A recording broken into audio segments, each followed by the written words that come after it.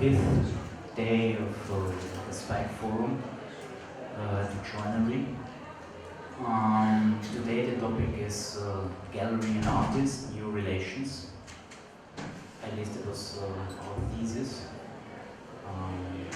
At least there might be new relations between artists and galleries, because Chester Jones was once asked too complicated. So if the world changes, the art world changes, and vice versa, to a certain micro extent. Unfortunately, Jules Martinez cannot moderate tonight, so she's not going to join us. My name is Kobald. I'm a senior editor, or one of the senior editors at Spike Art Magazine. And I'm very happy to welcome Jenny Borland of Jenny's Los Angeles, Alex Shulan of Lomax Gallery, New York City, Simon Wang of Antenna Space, Shanghai, KJ Freeman of Housing, New York City, and Nathaniel Monjaret of Borland, Paris.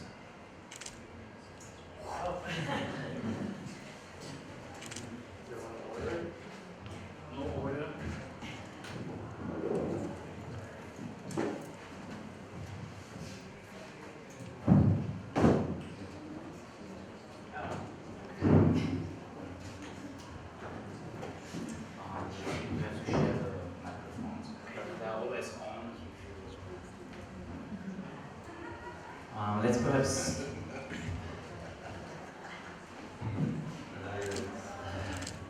Ned, KJ, Simon, Alex, Jenny.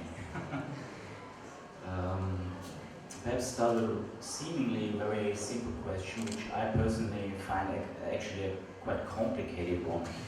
Why did you start a gallery at all? Wants to answer first? In my case, my friends were artists.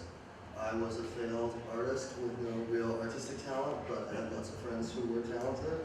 I have been hanging out with a lot of artists and elder gallerists with much more money and much more resources than I were starting to exhibit my friends. And I had worked at galleries, but most galleries that I worked at realized that I wanted to open a gallery, which is not an ideal employee for a gallery.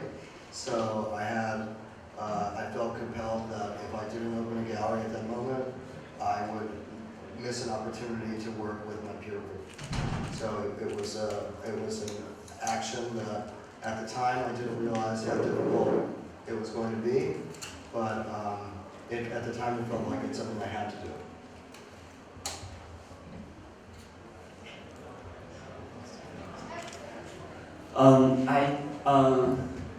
I wanted to find a good job, but there's no job for me, and then I just end up opening this gallery.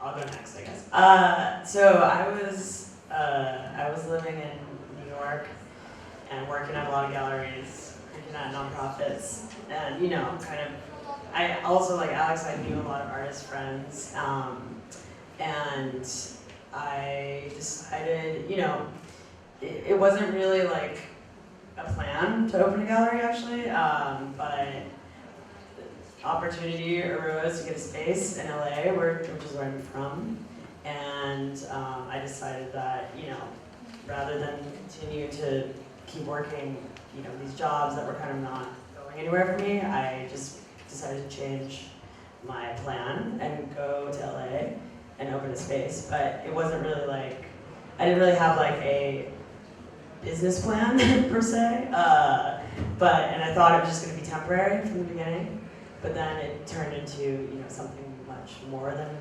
I expected, and I mainly just work, I want to support my friends who are artists, and I'm not an artist myself, but I've always been surrounded by art, artist people. I had a couple of curatorial residencies, and I kind of observed this like new black art boom going on and very few black gallerists. And a group of my friends who were a couple of artists kind of had some resentments, frustrations with showing work about their black experience but not having a black person to advocate for them on the level as a curator, on the level as a gallerist, and to sort of like create an intervention in the art world is a black body that wasn't necessarily moving the way that people wanted me to. So. Does it work? Yeah, that's all good. Yeah, so on my side I always wanted to be a business person, but I stopped at school very early at 16, so I was like, yeah, should I open a grocery store or a gallery? Then all my friends were artists, so the decision was very easy, that's why I decided to open a gallery. So, I mean, yeah, it worked.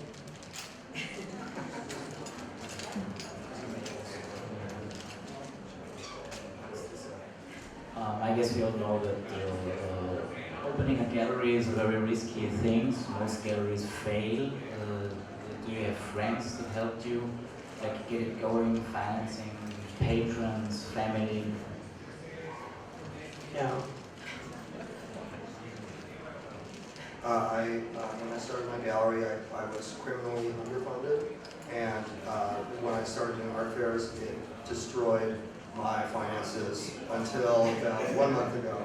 So, and they still are in a state of disrepair, but no longer total anxiety, but it was not an easy experience. I mean, from what I gathered, at least from most of you, that there's kind of a network of friends in a very loose sense, in a very contemporary sense, perhaps. How would you describe the agenda of your gallery, if there is any? I mean, agenda can be showing good art or something like this, which would be a kind of default agenda.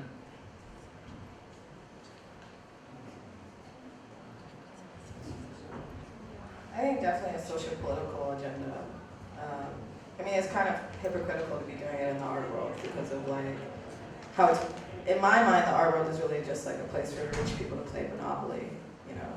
So it's like weird to have socio-political, like, even though socio-political work is definitely, you know, incited waves of markets, inherently the people who make the work don't really reap as many benefits as you think they would, or the communities in which they're advocating for.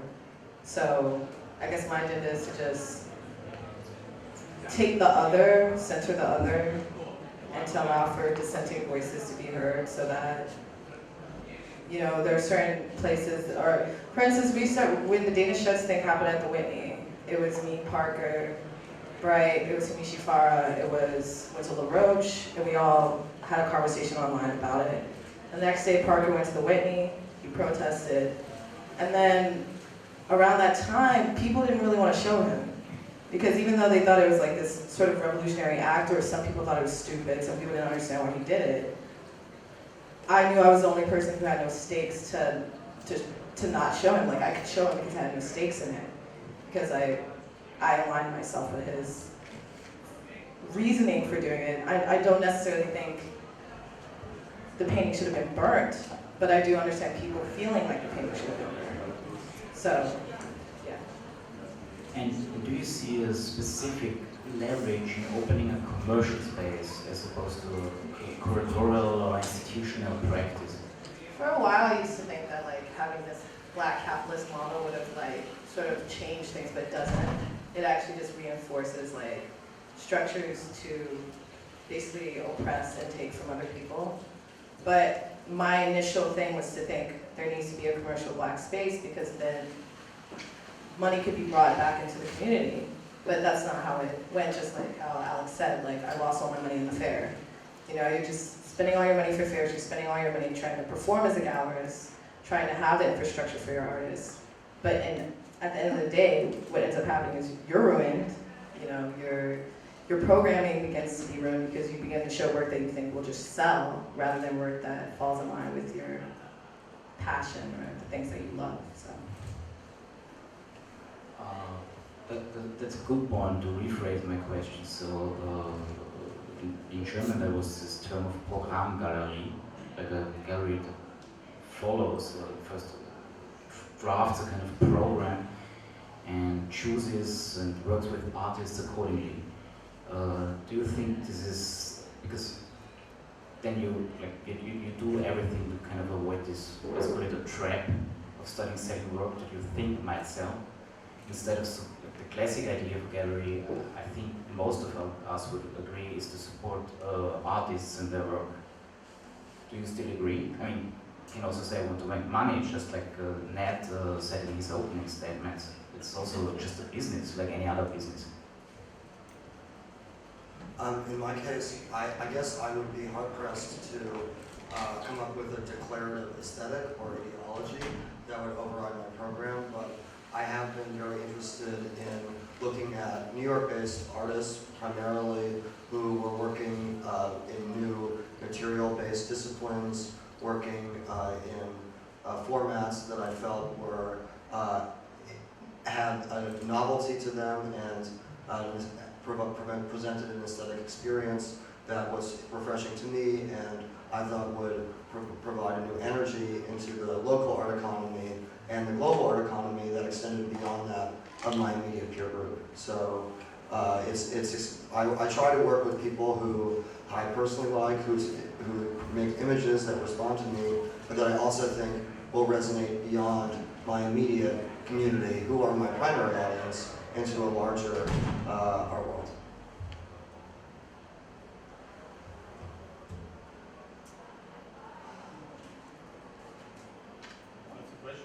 What's the question already? I don't know, I forgot. Basically, how you choose your artists. Oh, yeah. The criteria. I mean, you know, most of them I worked with them before because I was running a little art space in Geneva, and I mean, some of them we become friends together. That's it. You know, you're like, oh, you want to be part of the story. You want to have fun with me. You want to be in trouble with me. Come with me. You know. I think it's simple as that.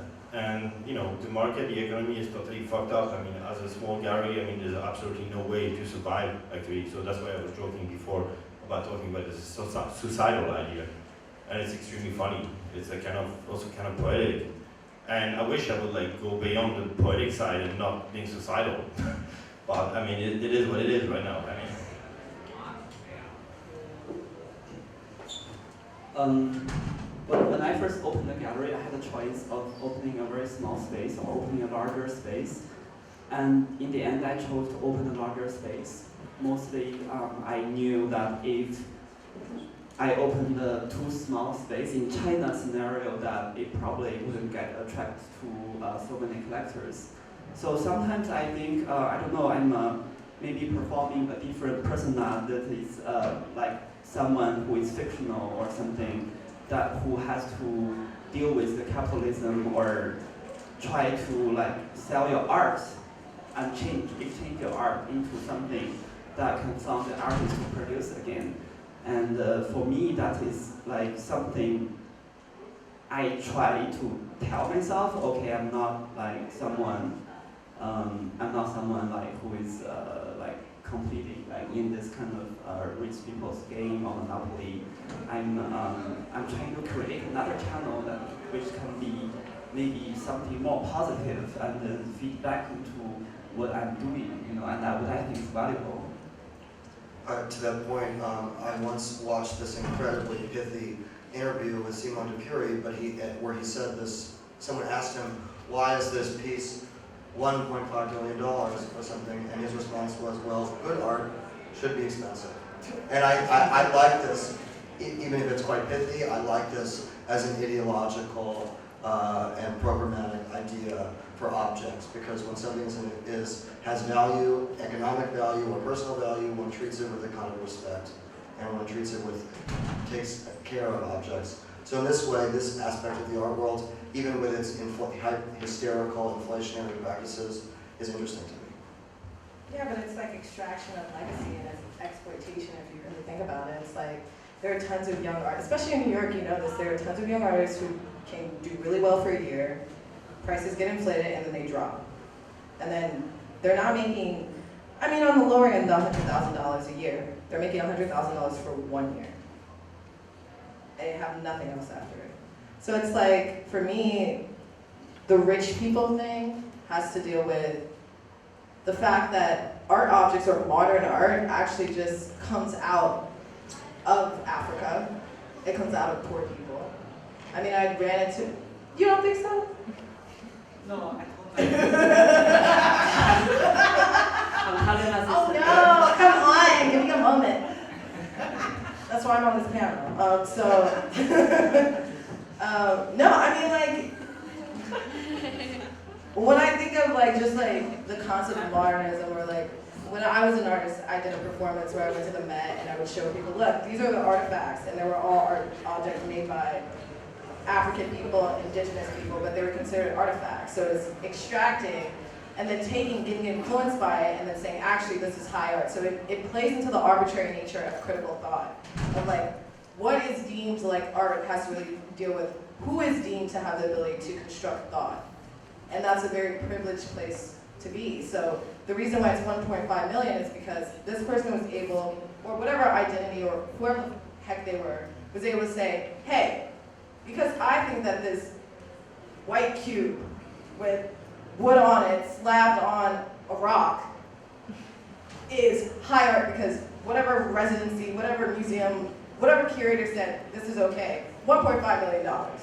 So that I can make sure that someone who would never see $1.5 million would have the ability to have access to that thought. That's what that is. Or that's how I put it.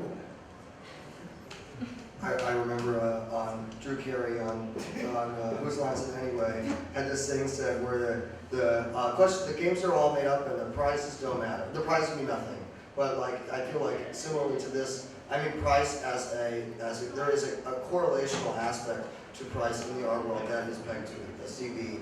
But then of course market forces and individuals and groups of consensus-making individuals create their own prices. I feel for myself as a gallerist, this kind of market manipulation is not of interest to me. My job is to be a steward for the artists that I work with and protect them from those kinds of practices. But of course, it is at the very basis of, this is something that runs rampant in the art world and is something that I cannot ignore and I should engage in. But I feel my #1 job as a gallerist is to be a kind of protectorate for the artists that I work with.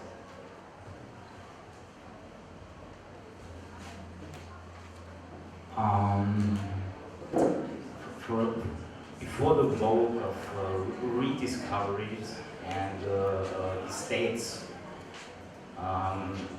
biographies of dealers and their artists ran pretty much parallel. Do you mainly show artists of your generation? Your own generation?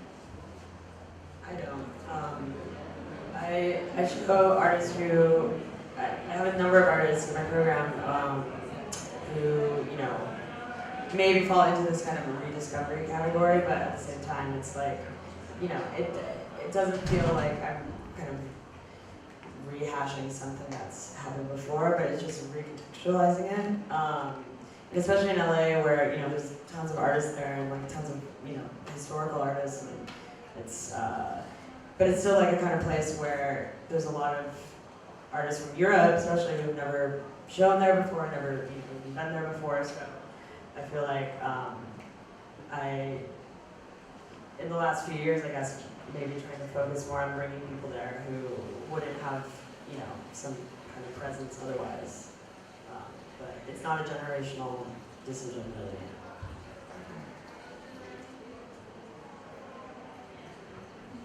Can you say the question again? You mean?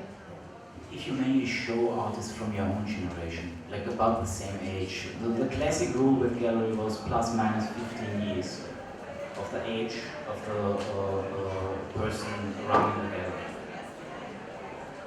I mean, yeah, I'm from New York, so New Yorkers are always just like, I'm from New York. And there's always this sort of like homage you give to other eras. So like the era of New York that I know, or like what of like in the 90s that I would have known when I was a kid, was like Lower East Side, downtown, in like this huge gallery room. And I would think of like artists and gallerists who were like friends or around the same age. And like, I think about like American Fine Arts and like Colin DeLand, I think about Pat Hearn, and like the fact that they had the ability to have this subversive and also dissenting voice with how they showed artists, or just the concept that at times they had fake artists.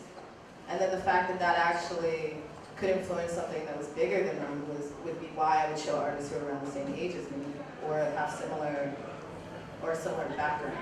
So that I could maybe, in a stupid dream, create some sort of significance, whatever. But I paid a lot of money, so I might as well try to do something like that. I think it matters a lot in the beginning of the gallery years that you show your own generation, because I think somehow you have to grow together with your artists, and that's what the most beautiful and also valuable part of making a gallery. But like, it does not mean it's necessary. I mean, I'm totally down to exhibit someone much older or like in different generation after a few years. In my case, pretty much I guess I can only think of one exception. Every artist that I've worked with is someone that I have met previously, who I became friends with. All the artists that I work with at this stage are either basically based out of New York. They're all close in age to me. When I looked for a space before I opened the gallery, I went with 3 of the artists who I worked with after I went to get a space together. So, and all of the artists that I've worked with closely at this stage are my good friends, and were many of them for almost 10 years prior. So this is both one of the biggest challenges I have as a gallerist, because it's the intermingling of really close personal friendships, many of which preceded a business relationship, and developing a collective aesthetic inquiry and aesthetic direction, where even my own decisions in programming will resonate socially with people that I've been friends with for a long time. So yes. Yeah, and on my side, it's like, I think it's a bit like that at the beginning, just like only with people close to me. Then I really understand that, at least for me, from what I saw, what I observed, actually it was an extremely overused argument. So now I'm really more interested about history. I don't know what kind of history. It's not only related to art history, but my own history. So it's like building some kind of art family that I listen and that I understand. And do you see a chance to grow old with your artists? Or, I mean, galleries are now, I mean, we might see a change to a kind of startup logic, just like with sports clubs. So you develop a few young artists to the point where you sell them to bigger players. I mean, I know that. I'm waiting for my check. No, I know that such contracts exist. That you kind of bet on an artist to be poached by a bigger player, which perhaps is the short blur in a time of great and increasing inequality might be a model. I mean, that's why I ask you, do you see a chance to grow old with your artists? I think you'll always grow over your artists, even if they go to a bigger gallery, or if even there's an erasure of you that takes place when that happens, because you really can't, deny truth and like what actually takes place prior to that bidding season that happens, So, yeah, I mean, I think spiritually I'll grow old with my artists. Does it mean that I will be getting X amount of dollars from them? No, probably not. But that doesn't mean I'm not there,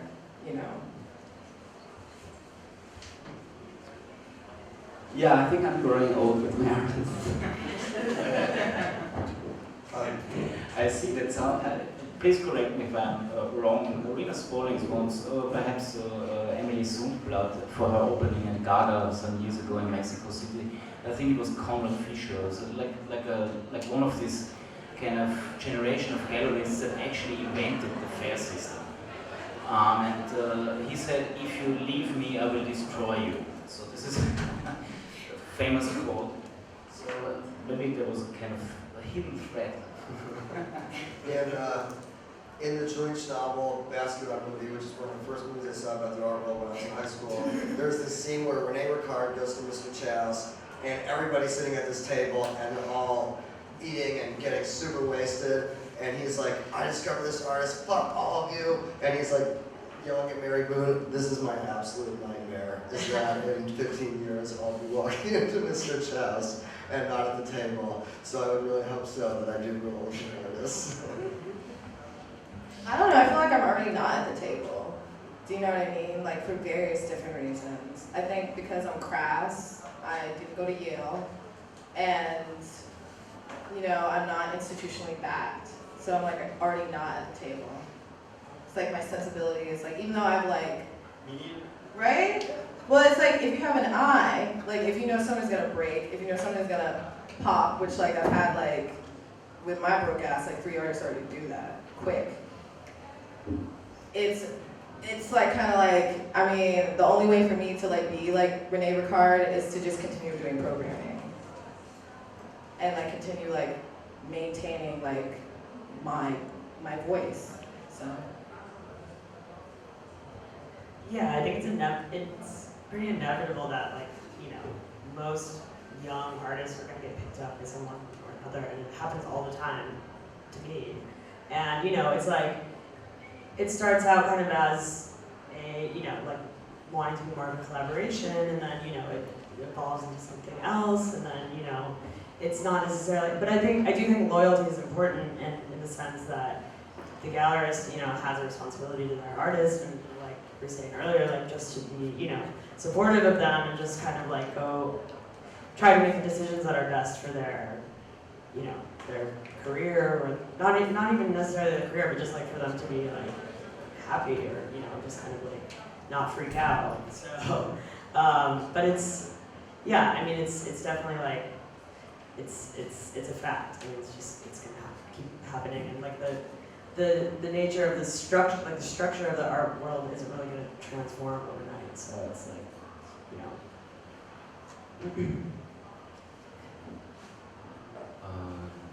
Do you have models for your gallery, or just galleries that you admire? Yeah, I mean, most of the galleries I admire are not-for-profits.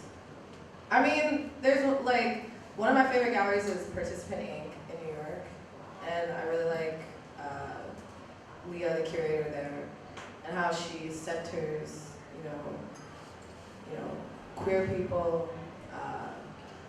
people of color, people with AIDS, and like, I just think it's like, it's admirable programming, you know, and it's a part of the art world that made me really like art.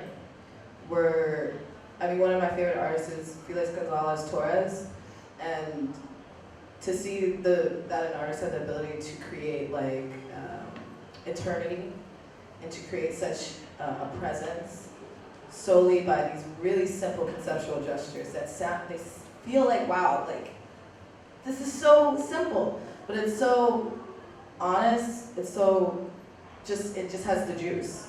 So that's one of my favorite galleries. And then like, yeah, Gavin Brown, you know, because like it's a big space in Harlem, and they have food.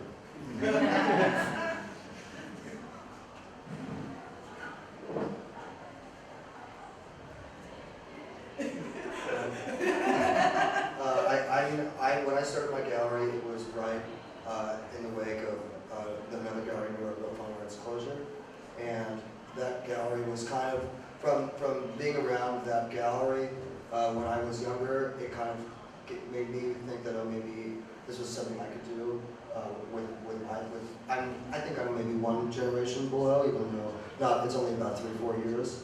But from seeing Ben and Tyler running a gallery in New York, and then from seeing Jenny started in Los Angeles, I had this idea, well, I have a similar overlapping group of friends, and I will try to do this myself. And so that really inspired me. But also, I think in New York, there's this history of spaces that were built as a way to represent their community that extends into quite far back, you know, as you were saying, Borland to land, but even in the 40s, Julian Levy's gallery, there's been a whole history of projects like that So, and then I even learned more about after I'd opened my space. So kind of looking at galleries like that was sort of my inspiration, and that's the kind of model that I aspire to provide.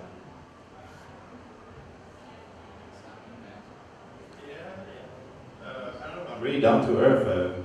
Any kind of mainstream gallery will survive.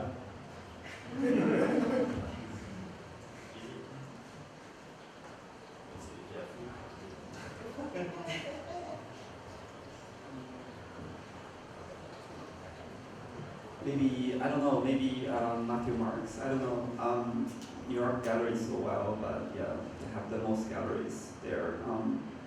But if I mean, there's like every gallery's situation is very different. You cannot like compare yourself to anybody like specifically so close. But one thing for sure, I definitely hope my gallery can grow into some like, you know, maybe some elegant way when you're offering the work, you're not trying to so rushing like to sell the works, you know. I want to like, you know, in the days that is allowed, I'd like to say, okay, like we have all these works and then we are waiting like who is the good person to offer. Let's not rush at all, you know.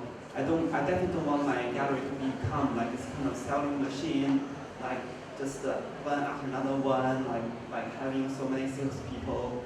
You know, it's not something I can't say like what I want to like exactly become, but that's something I don't want to become for sure. Over the past few years, we have made let's call it experience with the younger writers that they basically, like younger critics on the level of a magazine, that they want to write about friends. And that's also how some of your galleries started. So the obvious question is, are your collectors or buyers also like part of this loose network of peers and friends? My friends don't have money. No. I mean, I don't know. Like I was a history nerd in school, so I like to take it really back to like the patrons and the artists. I mean, like I've had placed work in collections that were like way beyond me in a way, and it just still feels like that. Like there are people who have come and bought from my space, and I don't know. Like I like all my collectors, but I'm also like really jaded sometimes with them because I'm just like, I don't like speculation. I don't like arbitrary like reasoning for this and that, you know, because also just like, you know, not to take back to the black thing, but you know, when you're a black person selling something in a luxury market, it's so much shit, you know. It's like, I feel like I have to write a dissertation every time I try to push a work. And I see these white bros who, sorry Alex, I'm not coming for you, but I'm not coming for you. But I run around looking like David Byrne and like have like a funny spiel, you know, and they sell shit out so quick. And I'm like, if I start acting like that, they're like, who's this crackhead here? Why is she here? And my knowledge, everything I know is thrown out the window because that's the thing about it. It's like an art object, especially a conceptual art object, we're not even talking about painting, you know. We're talking about conceptual sculpture. That is all like arbitrary like pricing, if you really think about it, especially with emerging artists in the States. So what makes someone actually not like do the payment plan, I mean pay the next day? I don't fucking know. I don't.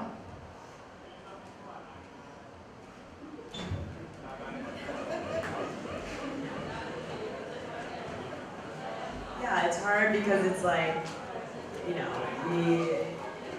we're all kind of like trying to do the same thing. Really, like at the end of the day, it's like, you know, you need to sustain your gallery, you need to sustain your artist, and then it's like, you know, in my experience, like, you know, I have a lot of collectors who are very interested in what we're doing, and, you know, who are like, oh, the gallery's great, you know, it's like, super like, you know, super supportive, like, you know, so happy you're doing what you're doing, but then it's like, can you buy something? Like, that would be really supportive, actually.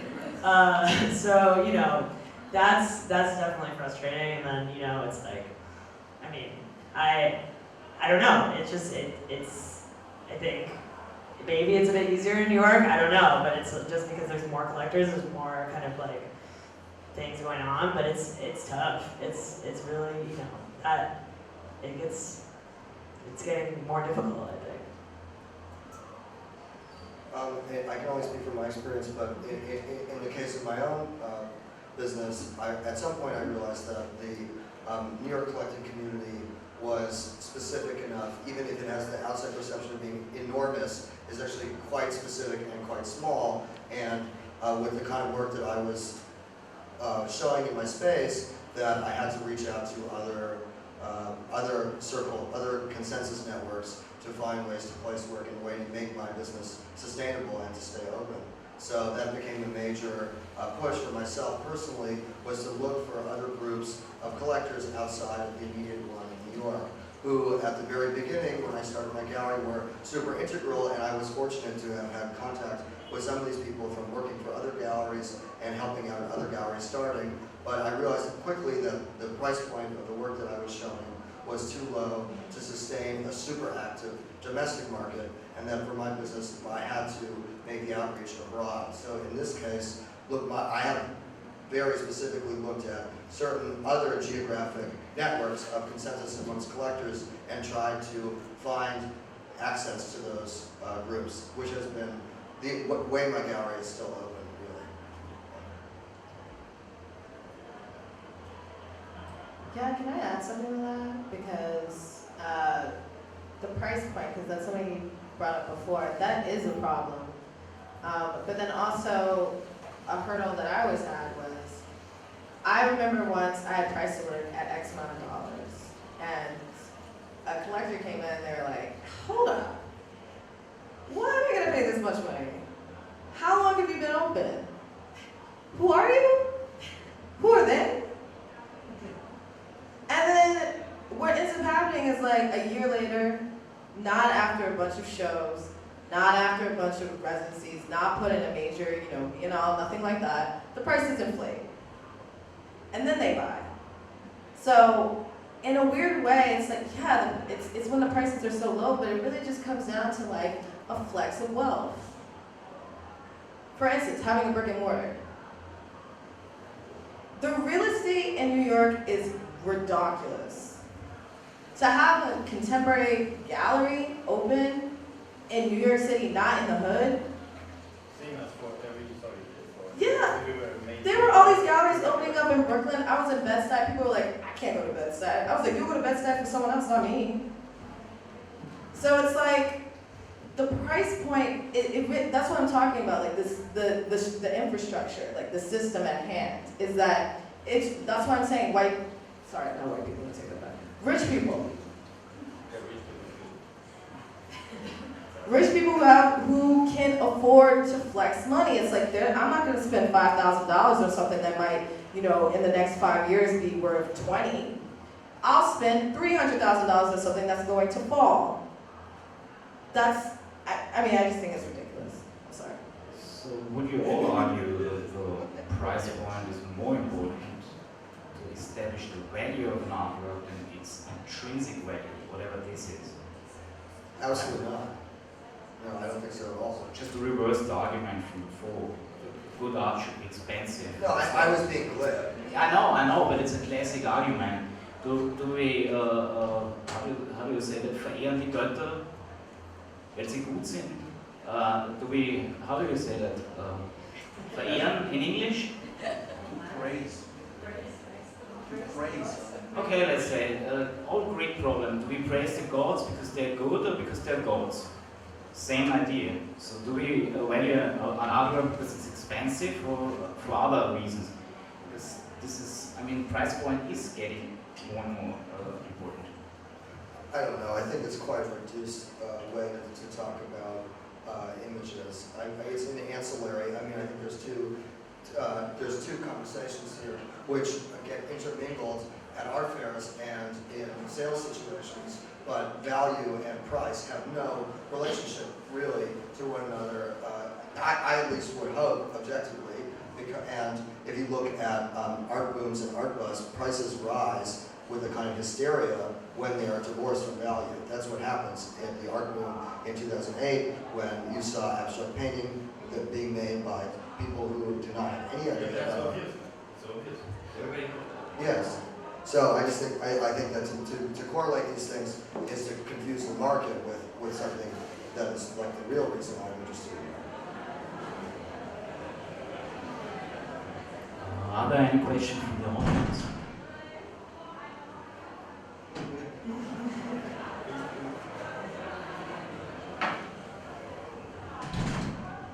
How big was your budget when you started the gallery? So how do you, I mean, practically a question, how much money do you need to start something like that could survive for at least a couple of years, or do you all live off your gallery, or maybe you have different jobs or businesses beside that?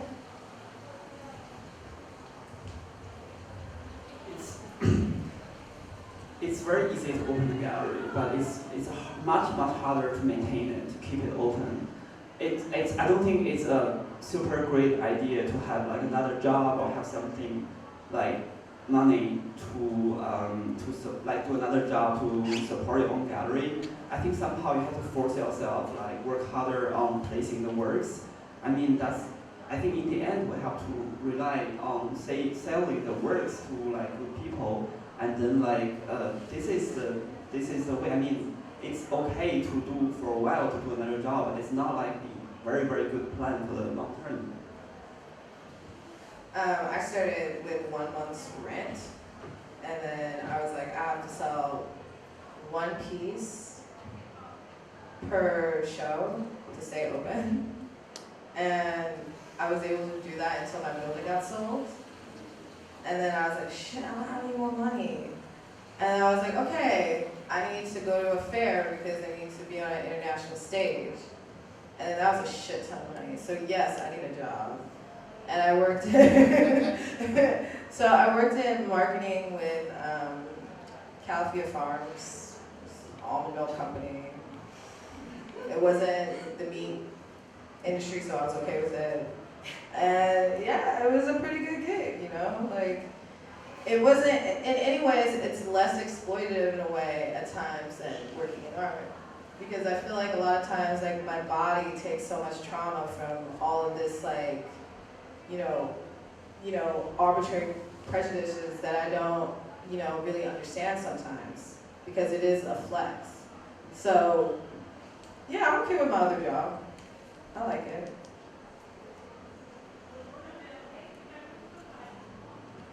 Yeah, I also started the gallery paying rent, basically. And then, didn't really know what it was going to turn into, but then we, sold some works from the first show, and then I was like, oh, I have to open a bank account, or, start a business. Okay, let's make an LLC, and, I was like, all right. But then it's kind of like, it just changes all the time. It's like, I'm just learning as I go along, really. I mean, I've worked for galleries before, but it's true, keeping it open, running it day to day is the hardest part. And it's, I had a job for most of the time. Then a couple of years ago, there's too much to do. I had way too much to do, and I had to, just focus on it. And, but it's always in the back of my mind, oh, well, what will I do if, I have to get a job again, or if the gallery ends or whatever, it's I'm always thinking okay, well, what's the next step? But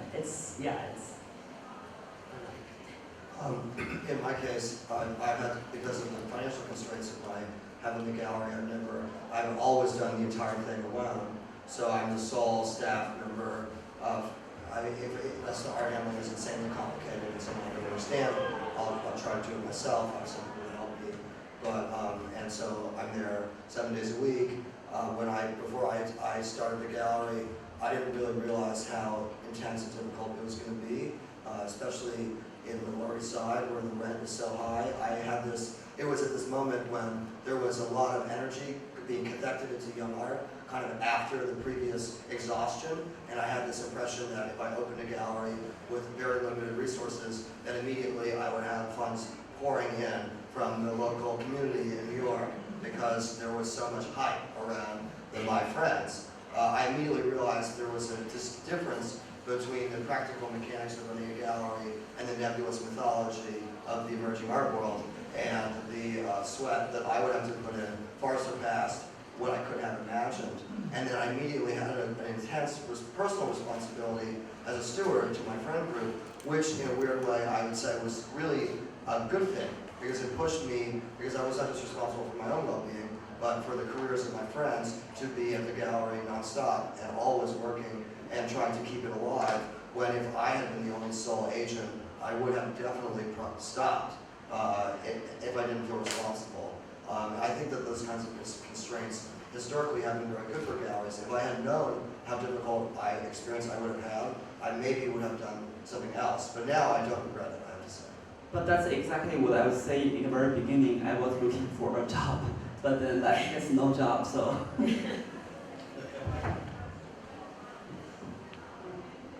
How do you find a business agreement with your artists?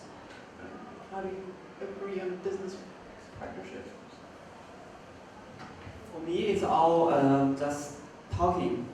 We don't have any paper agreements, and I think it's very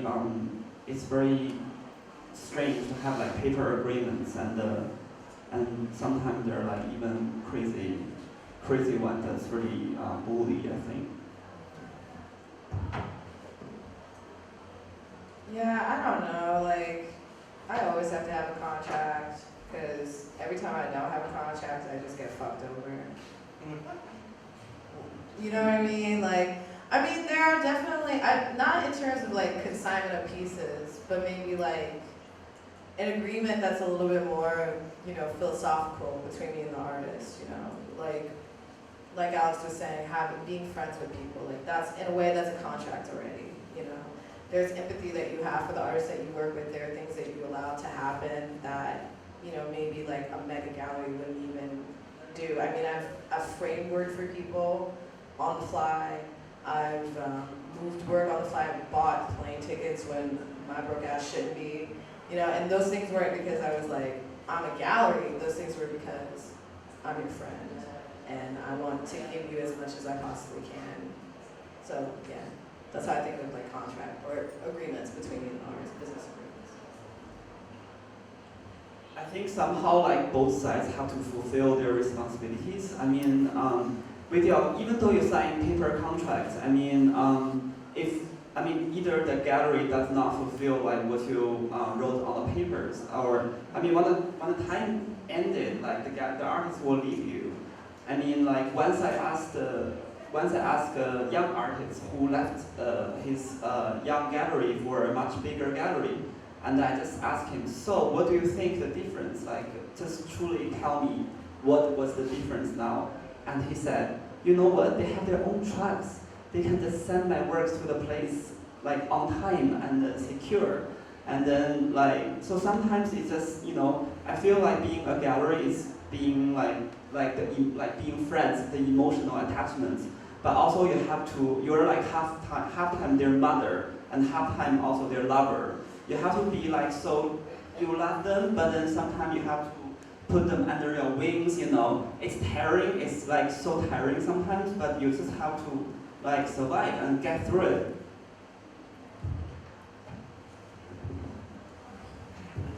Can I say one thing? Sometimes you just need to tell artists to like chill the fuck out too. That's how I roll. Because they especially when they're young and they're emerging and they don't know the scope of the gallery world, oh my god. Sometimes you have to be a bitch. They're like, nah, that's not happening. I'm interested to know how important for you is the real space you have, this gallery space, doing the exhibitions. I have the feeling your generation is acting way more flexible. You have the space and not for 7 months, for example. So like traveling means more, and so this classical old model of having the gallery space, doing the exhibition, what I myself consider really as essential, giving the artist the possibility, but then also these many fairs which are taking place. So I'm just wondering, in your generation, or how these, let's say, old values are still important. Yeah, I mean, I think it is, but the thing is, like, the problem is, like, it's nearly impossible if you're not, like, loaded with money to do that properly, you know. So you have to just constantly find a way to make it, like you said, in an old school way, to make everybody happy.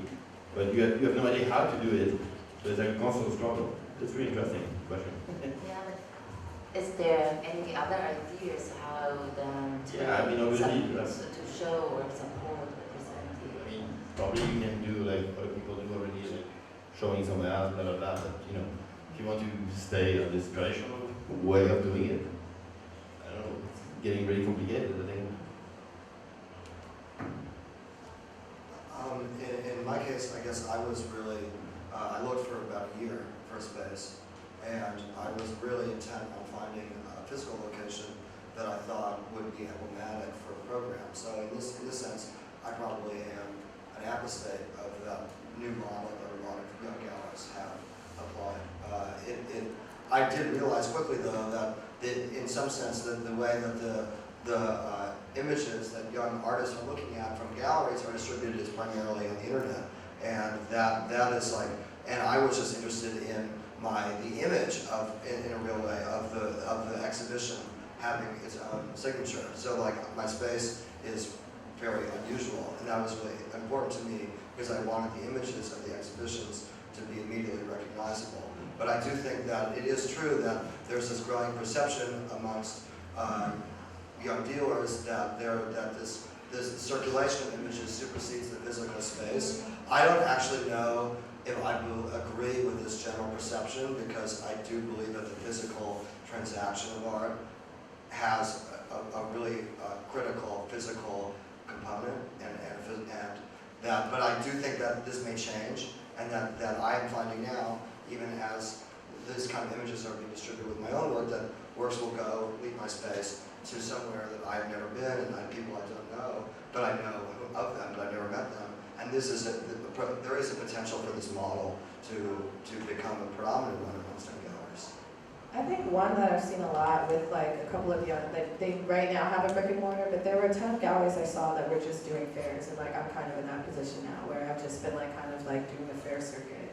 Even though I know there are provisions on fairs, like you have to have a physical space, but I guess due to like how the situation happened with my building getting sold underneath me and like showing the artists that I was doing, I guess they were like, fine, you know, you can get into this fair. But that's also like a way to do it. I mean, at the end of the day, like the gallery, especially in New York City, is just a way to rise up real estate. And it's one of the things that gentrification just starts. So once the gallery comes in, the real estate agents are like, oh shit, the rent's gonna be $2,000 now.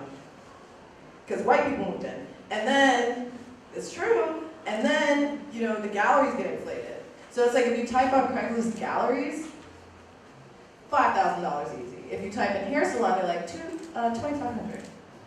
Same space, same dimensions, but because of that one word, the association with the art world, the association with luxury, you know, so it's just, it keeps on enforcing the fact that it's for a very specific class of people to operate. Yeah, in my case, my space in LA is super small. It's not even a traditional gallery space. It's like an office basically. But it, you know, it has become really like important to our shows, and like, you know, we haven't had any plans to expand or any plans to grow, mainly because we can't afford it. But it's also like the space has worked for us, you know, for our needs and for, you know, for the artists, and like people aren't sick of doing multiple shows in there yet. So I think, but it's interesting what you're saying about images though, because it's in my case, like, because a lot of people don't come to the gallery physically because it's in LA, and you know, people don't go to LA that often, and so the images of my shows look way, way different than what the actual physicality of the space is. It's like, look, the room looks huge, it looks like zoomed out, so people come and they're like, oh, that's it? Like, oh. You know, so there's this kind of like level of like, you know, not disappointment, I guess, but kind of just like confusion. But I kind of like that because it's you know, there is this kind of disconnect between what is distributed and then what is actually there. So.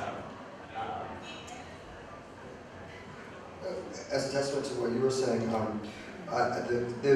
when I moved into my building, the building was in a state of extreme, it was in a very precarious rental situation. My landlord was desperate to tear the building down that I'm in, but there was one ancient tenant who was still there, who is now a close friend of mine, but she was on loft law, and so the building could not be torn down. And it was kind of, it's in the Lower East Side, but it's kind of in the inverse circumstance. It's a holdout building that all the other buildings in the block have been torn down and turned into hotels, and this one woman basically has protected the building that I'm in. So I named my gallery after this Robert Moses project. Now I've sort of tried to divorce myself from this and make it into a proper noun, but initially it was kind of this, this project was this basically highway expansion that was destined to go through the Lower East Side. So this building that I was in was kind of on the opposite end of the like total apotheosis of gentrification, which is the destruction of galleries and the eruption of hotels. But so in some sense, to what you're saying, I agree with you, and I'm trying to be sensitive to the same things.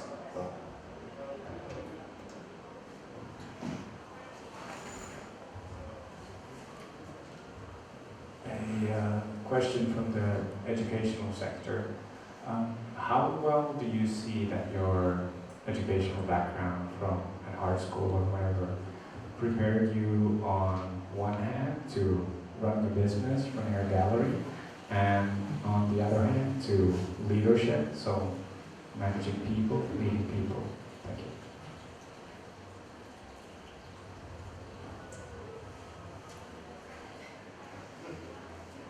My answer is easy. I didn't go to art school or get art education. I studied comparative literature in Shanghai.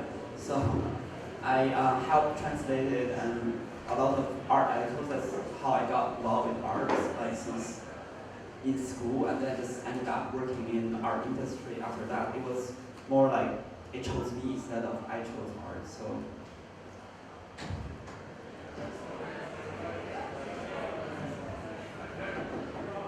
Yeah, I studied art history, but I worked, while I was there, while I was studying, I worked in a lot of places, worked in a lot of galleries. That was way more informative in terms of my education on how to open a gallery, even though, you know. But yeah, I mean, I think it's just, there's no like right way to learn how to open a space. It's just because, I mean, in my case, it's just like, it's more of an organic thing, and it just, you know, if it feels right, and if it's like, you're doing what you enjoy, then it makes sense. But when I had to hustle to survive is when I learned how to run a gallery, and when I was able to read into the nuances of like what makes people tick. And then I began to be able to strategize like how to move and like how to place work a certain way was based off of a survival like mode I was in, because my rent was $3,000 in Medstack, which is robbery. And yeah, just survival is how I learned. Yeah, on my side, I don't know, I just get kicked out of art school in Geneva because, I don't know, I told them they were used as artists, and because actually, obviously, they were a teacher in a bad school, so they were used as artists.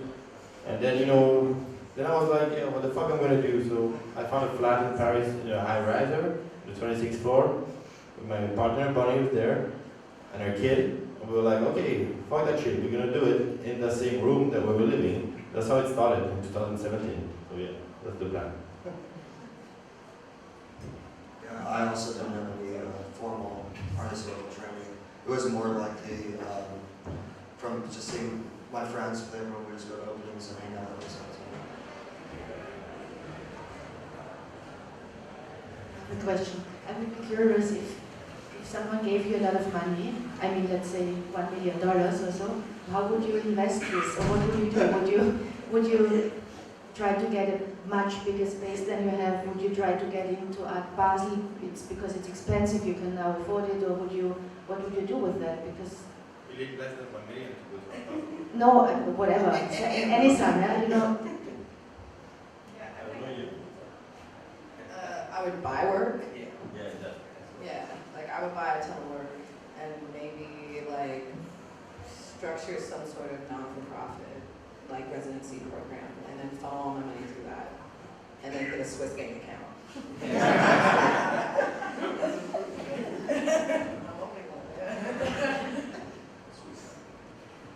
I don't think I would expand my gallery, but I would buy art. Wow.